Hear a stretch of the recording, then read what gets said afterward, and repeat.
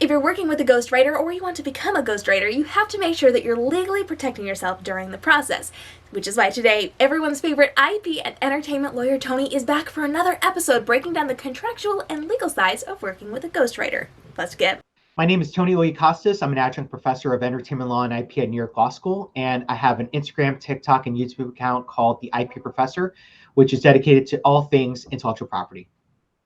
Today, I want to talk a little bit about ghostwriting. Now, ghostwriting, for those of you who are new, is when you are hiring somebody else to write your story on your behalf, handing it back over to you, and then you're putting your name on that book and sending it out to the world.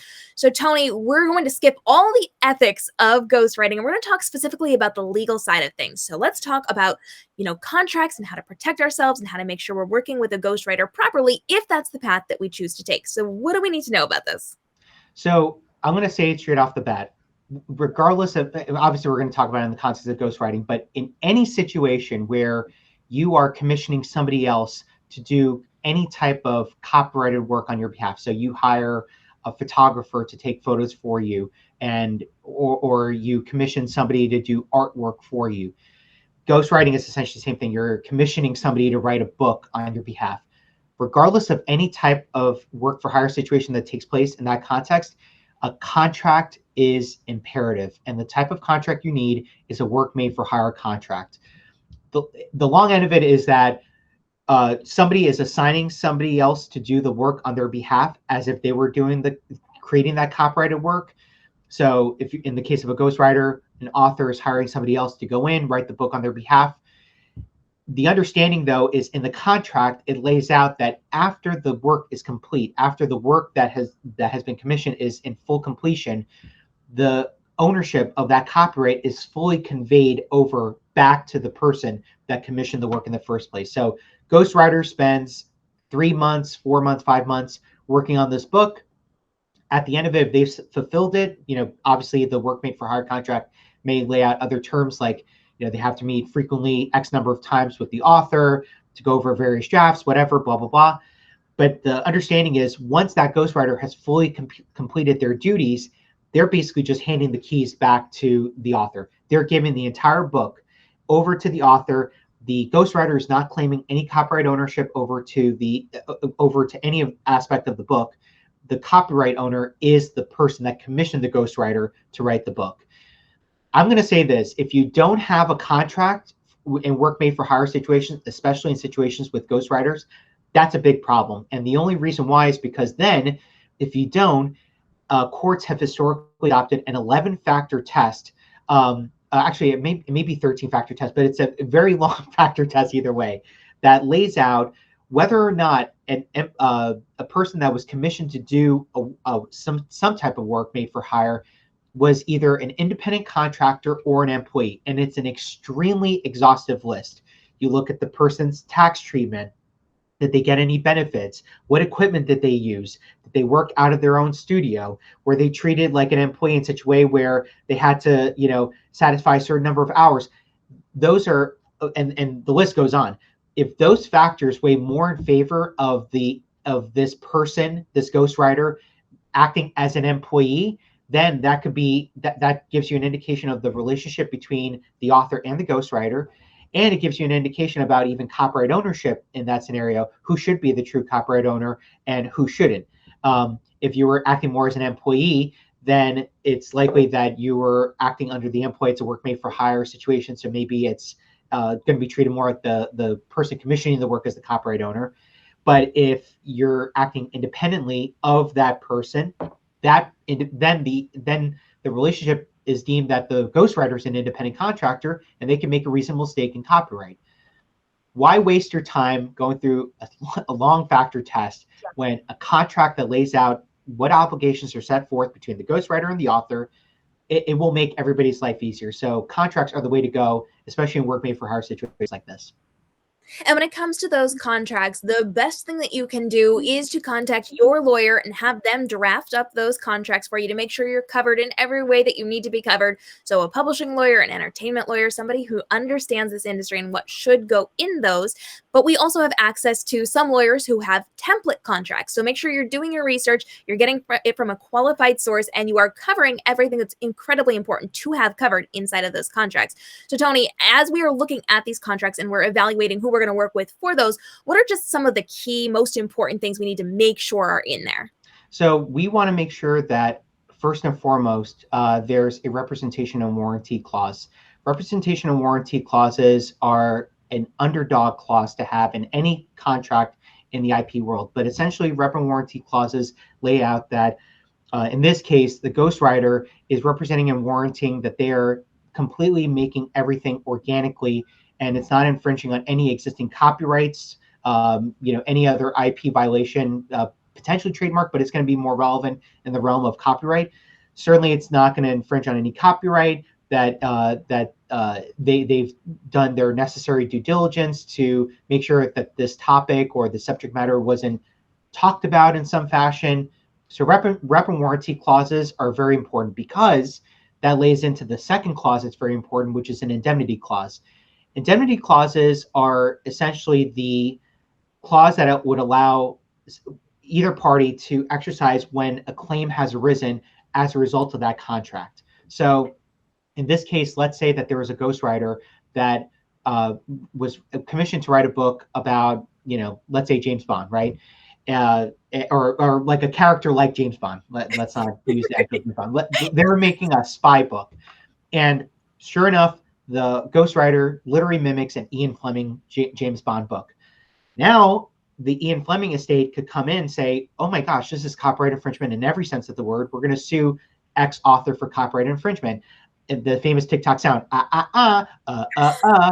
In this situation, with the indemnification clause, the author can exercise it, where now they're putting the onus on the ghostwriter to handle the legal claim on behalf of the author. Now, there is a world where indemnification clauses, that shift of legal liability from one party to another, can go as a two-way street. There are dual indemnity clauses. But if you're an author and you feel like because you're commissioning a work made for hire situation here, you should have more legal protections than the ghostwriter. If you need to have a dual indemnity clause, I think you can entertain it, but there should be definitely an indemnification clause that reads something like, in the event that there's a legal claim arising from or relating to copyright infringement, the ghostwriter shall assume all legal claim. The actual language should read: ghostwriter shall indemnify the author and assume all legal duties related to that claim. So essentially, the ghostwriter will say, don't worry, author, I'm going to handle it on your behalf. That's the hope that you want in an indemnification clause. So those two right off the bat are really important. Obviously, because you're commissioning a work made for hire situation, some type of clause that creates an understanding that the ghostwriter will not have a copyright ownership is important there, especially if you, the author, want to be the copyright owner. So having that language spelled out clearly is imperative. Also, if you do want to have co-ownership, maybe that's something that you want to consider, but more times than not, I know an author will want full copyright ownership. So making sure that that's spelled out clearly in a contract is imperative. And then, of course, understanding what the duties and obligations are, having that spelled out very, very clearly. This draft has to be delivered by this date. This draft has to be delivered by that date. Draft deliverances in coordination with certain advances or payments made to that ghostwriter should be spelled out as well. So you can kind of go about it anyway for those other ancillary things. But the three main clauses, representation warranty clause, an indemnification clause, and definitely language about copyright ownership, that's your trifecta right there to a winning agreement if you're the author. And we know that we want to make sure that if we are the ones providing the contract, it comes from a valuable source. It comes from somebody who is trusted, actual lawyer. If we are then working with a ghostwriter and they're providing the contract, it's really important to point out that your lawyer also needs to be going over this contract. Things are going to be negotiable, and you want to make sure that you are protected with all of these things. So, Tony, weigh in on making sure you've got your own lawyer to weigh in on the contracts being offered to you. Yeah, it's so important to not accept an agreement as is, especially if you're getting that contract from, the ghostwriter. Because think of it this way: if you're the one providing a contract to the ghostwriter, that contract is going to be pro author. It's going to be pro in your favor. But if the shoe were on the other foot, you're getting the agreement from the ghostwriter, it's going to be a more ghostwriter friendly agreement. So having an attorney scrutinize all those clauses, finding that rep and warranty clause, finding that indemnification clause, finding that copyright ownership clause, and seeing if it's going to be more in favor of the ghostwriter or the author.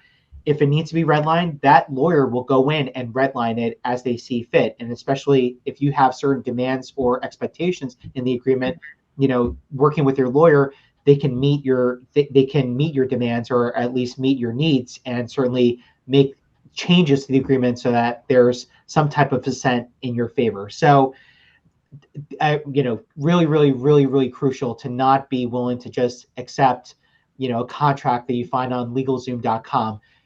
Having a lawyer actually scrutinize every layer of it, it's going to save you a legal headache down the road. And certainly, what you don't want in a contract is ambiguity. And you don't know how many times there's been a breach of contract claim or any type of legal cause of action related to a contract because there was an ambiguous term and there was no understanding from either party as to how to exercise that term.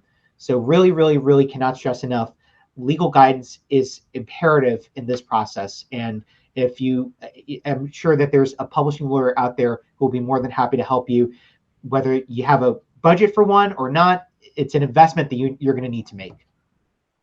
And I know a lot of our publishing lawyers do work to make sure that people are covered as needed. Some will work on sliding scales. So if you need recommendations or if you need to talk about those things, go ahead and drop those down below. We'll be happy to connect you with some fabulous people who could help you on this journey. And similarly to the fact that we have the right to negotiate contracts being offered to us from ghostwriters, we also need to keep in mind that they can come back to us and request changes to our own contracts, which is why it's so valuable to have a lawyer on your team to make sure that if changes are being made, they are both in your favor and in their favor. And you mentioned a little bit that when it comes to ghostwriting, this really is giving credit over to the person who is going to be taking credit for that and not giving credit to the ghostwriters. That's part of the contract. That's part of the working relationship.